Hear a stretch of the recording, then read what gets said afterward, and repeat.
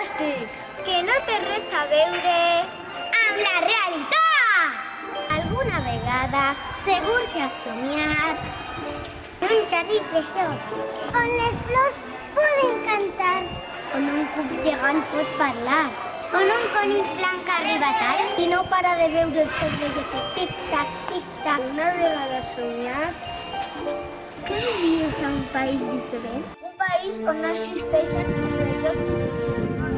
On tot sembla una cosa que no hi és. Benvinguts al País de les Meravelles. Voleu entrar?